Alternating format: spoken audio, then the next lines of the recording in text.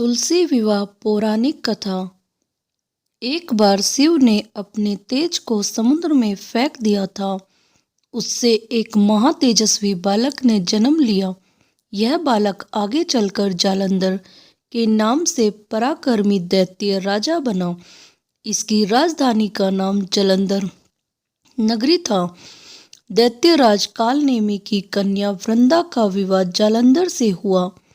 जालंधर महाराक्षस था। अपनी सत्ता के मद में चूर उसने माता लक्ष्मी को पाने की कामना से युद्ध किया, परंतु समुद्र से ही उत्पन्न होने के कारण माता लक्ष्मी ने उसे अपने भाई के रूप में स्वीकार किया। वहां से पराजित होकर वह देवी पार्वती को पाने की लालसा से कैलाश पर्वत पर गया। भगवान देवादिदेव शिव का ही रूप धर कर माता पार्वती के समीप गया, परंतु मां ने अपने योग बल से उसे तुरंत पहचान लिया तथा वहां से अंतर्ध्यान हो गई।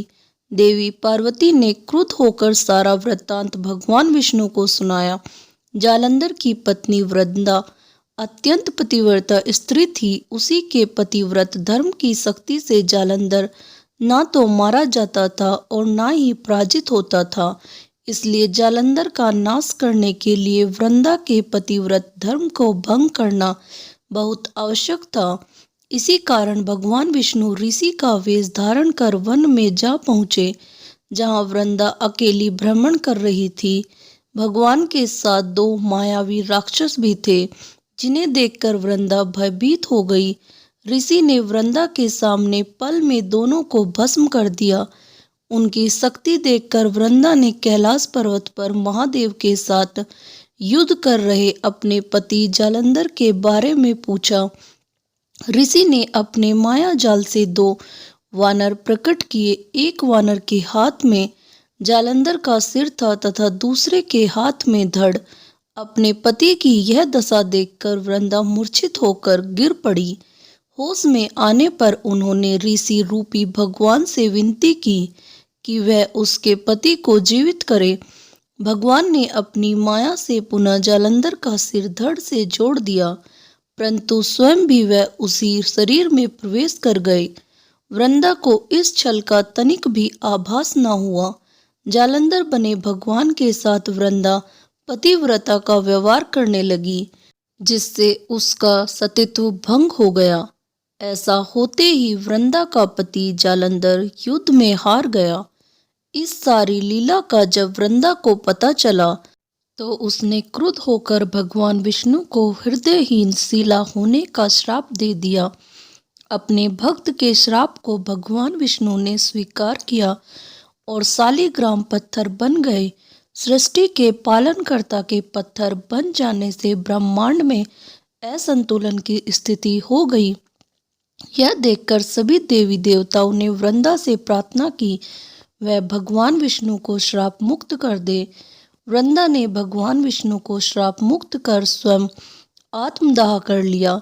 जहाँ वृंदा भस्म हुई वहाँ तुलसी का पौधा उगा। भगवान विष्णु ने वृंदा से कहा, हे वृंदा, तुम अपने सतीत्व के कारण मुझे लक्ष्मी से भी अधिक प्रिय हो गई हो। अब तुम तुलसी के रूप में सदा मेरे साथ रहोगी। तब से हर साल कार्तिक महीने की देव उठावनी एकादशी का दिन तुलसी विवाह के रूप में मनाया जाता है। जो मनुष्य भी मेरे शालिग्राम रूप के साथ तुलसी का विवाह करेगा, उसे इस लोक और परलोक में विपुल यश प्राप्त होगा। उसी दैत्य जालंधर की यह भूमि जालंधर नाम से विख्यात है। सती वृंदा का मंदिर मोहल्ला कोट किशनचंद में स्थित है। कहते हैं कि इस स्थान पर एक प्राचीन गुफा भी थी जो सीधे हरिद्वार तक जाती थी। सच्चे मन से 40 दिन तक सती वृंदा देवी के मंदिर में पूजा करने से सभी मनोरथ पूर्ण होते हैं। जिस घर में तुलसी होती है वहां यम के दूत भी असमय नहीं जा सकते। मृत्यु के समय जिसके प्राण मंजरी रहित तुलसी और गंगा जल मुख में रखकर निकल जाते हैं, वह पापों से मुक्त होकर बैकुंठ धाम को प्राप्त होते हैं। जो मनुष्य तुलसी व आंवला की छाया में अपने पितरों का श्राद्ध करता है, उसके पितर मोक्ष को प्राप्त हो जाते हैं। दोस्तों, आपको ये कहानी अच्छी लगी तो कहानी को लाइक करें और मेरे चैनल को सब्सक्राइब करना ना भूलें। धन्यवाद। राधे राधे।